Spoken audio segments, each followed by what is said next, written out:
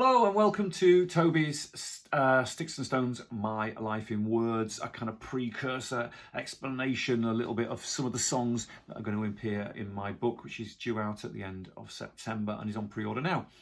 So yeah, thinking a lot about the songs from the Little Angels period at the moment, and there are key moments along the journey that are impossible to ignore and impossible to deny, and for all sorts of different reasons. So I want to talk today about Do You Wanna Riot, which is the opening track on Don't Pray For Me.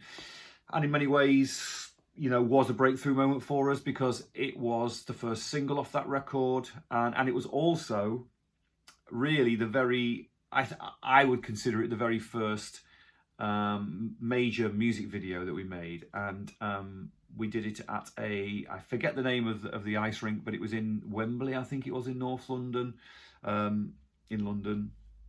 And we invited a load of fans down to take part in the video, and we shot it with this fantastic director. I think they called him Rambo.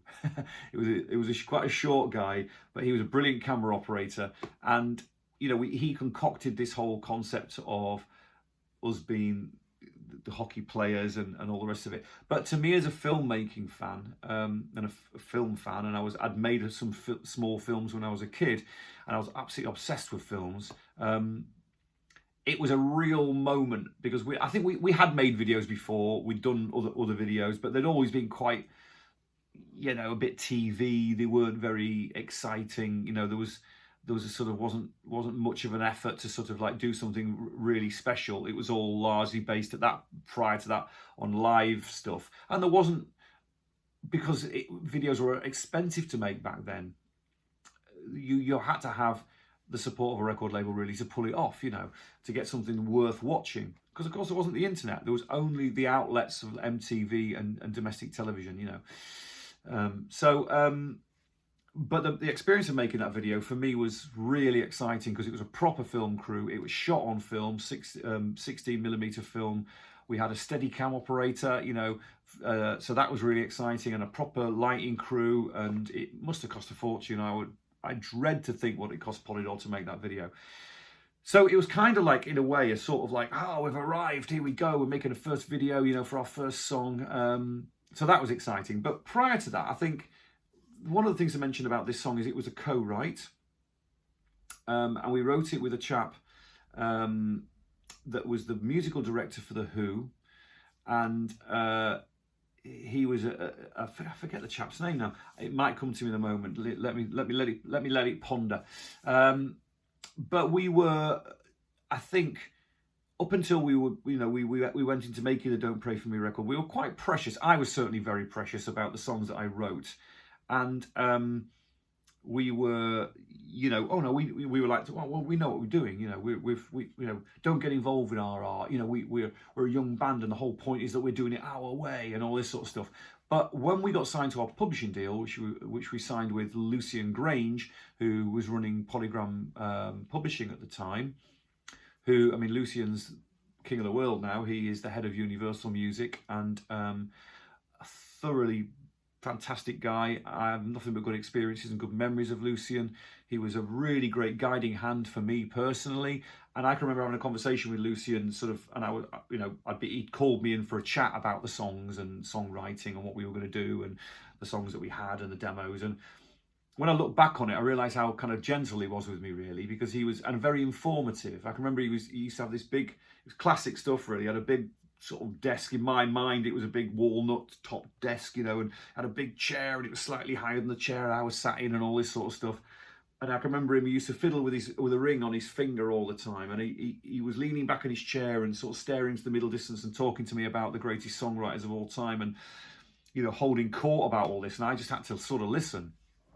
But the reason why he was doing this was trying to give me this idea that, obviously imprint this idea that it's not easy, and lots of songwriters co-write, and he convinced me to go and work with other people, and I did. I went and worked with Hugh Cornwell on Broken Wings of an Angel, of course, and he was obviously the singer from the Stranglers, and we worked with Dan Reed from Dan Reed Network on a couple of songs that ended up on the first record.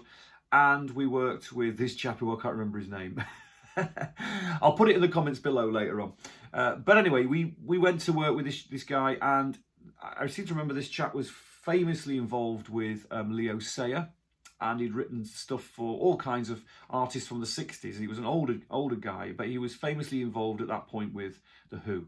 And so we were kind of enamoured by that. And we went in, I think it was me, Bruce and Jim, we went to his house in London, and we had just one afternoon with him. But it was a revelation, really, because he walked in, I can remember him walking in with a guitar, and he had this great riff that remains on the album. It is the riff, that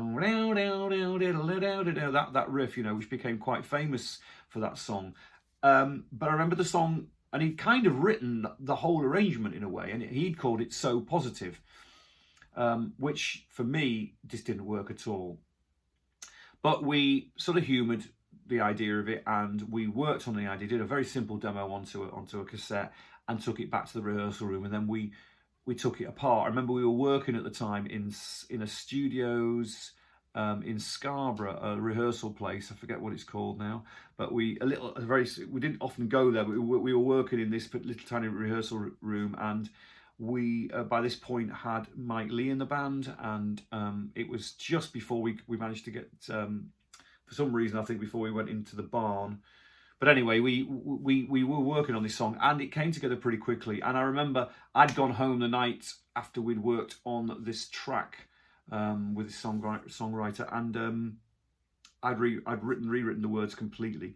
And it was one of those moments where I thought, right, okay, this has got to be about us. This has got to be about our generation, about how we think about rock and roll, what this means to us. What is this? It's not about the old guys anymore. It's about the new guys, the new kids on the block, and how we're going to do things. And because I was always very energetic and sort of like over the top in lots of ways, always have been, probably always will be. I just thought, we're these supersonic youths, energizing humanoids, and this sort of thing. I was using all these terminologies. It came to me really, really quickly, and I took it to the band, and they loved it, and I think it really, as a lyric, it elevated the idea of the song. And I think when I remember Bruce rewrote the riff a little bit. It's not exactly the same as this chap came up with, but it's pretty close, And as soon as you give it to someone like Bruce Dickinson with his amazing abilities, it turned it into something completely different. And all of a sudden it became this fantastic power rock song, And I think, again, a fantastic live track. We were thinking a lot about how these things would appear live, and that's a massive part of the journey, So anyway, got it into the studio, and I remember that we recorded it, for the album, and it was always going to be the opener.